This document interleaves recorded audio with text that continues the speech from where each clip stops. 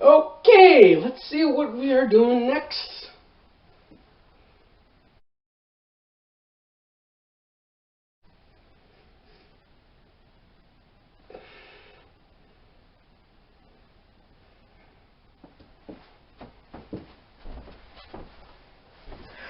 Fuck!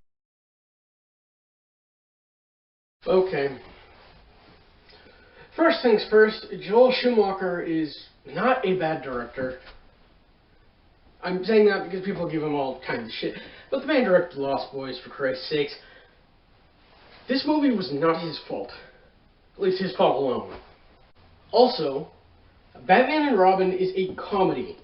Everything that I've seen where people shit talk this movie, they never address that. Granted, it's not a good comedy, but still a comedy. Batman and Robin had a budget of $125 million. They doubled that at the box office. Apparently, this movie cannot seem to stop with the flashing lights. At best, it's going to give you a migraine. At worst, a fucking seizure. One thing out of many that this movie gets a lot of hate for is the Batmobile. Because their argument is that the Batmobile is supposed to be stealthy, but I really don't agree with this argument. Have you fucking seen Gotham City in this movie? The Batmobile fits in much more than if it was the Keaton Batmobile. Something I spotted that absolutely says comedy is when Robin breaks a hole in the museum, it leaves the imprint of the bat symbol. Yeah, you should be judging this like the Keaton movies. Of course you should! I don't see why not! Also, the acting in this movie is so god-awful that I need to believe it's intentional. Seriously, there are Academy Award winning actors in this movie. And they all act the same. The movie has a marriage subplot that just comes out of nowhere. It adds absolutely nothing to the movie. It doesn't go anywhere. Also, the actress that is supposed to marry Bruce Wayne is in the movie less than this video. In fact, I think we've already passed her and how long that she's in. About halfway into the movie, Poison Ivy does what I suppose is supposed to be a seductive dance. The thing is, she's wearing a pink gorilla costume.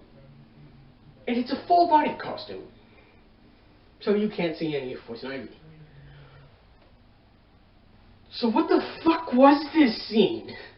While we're on the subject of Poison Ivy and costumes, they redesigned Poison Ivy's costume. Not in a very major way, but what they did was they made it so that there's two pieces of lettuce on her face.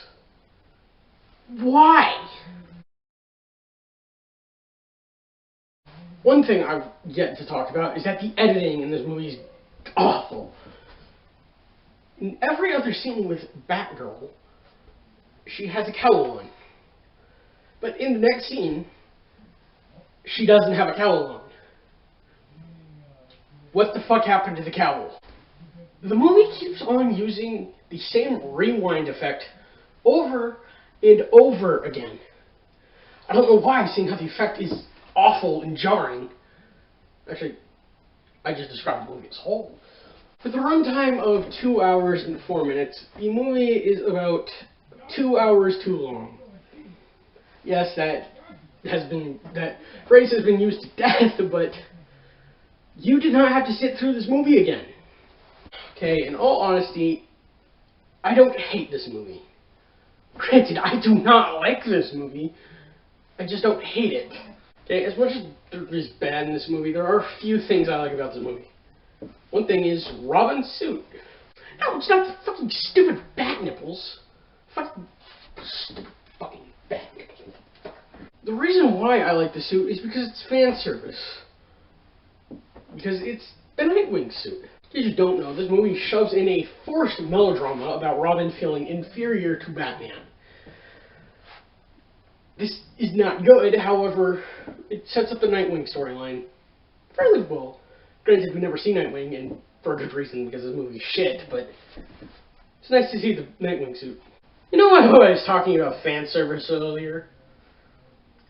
Yeah, the movie quickly loses that because they change Barbara Gordon into Barbara Pennyworth. Another thing, the film turns Bane, one of the smartest Batman villains, into fucking Solomon Grundy. Okay, one last thing that nobody talks about is how unique this movie is. Yes, it's stupid, but I've literally never seen anything like it. There are some other good things about this movie. For one, like the credits. No, I'm not being snarky. The music that plays in the credits is genuinely good. Good enough that DC reused one song from the credits for the Watchmen trailer.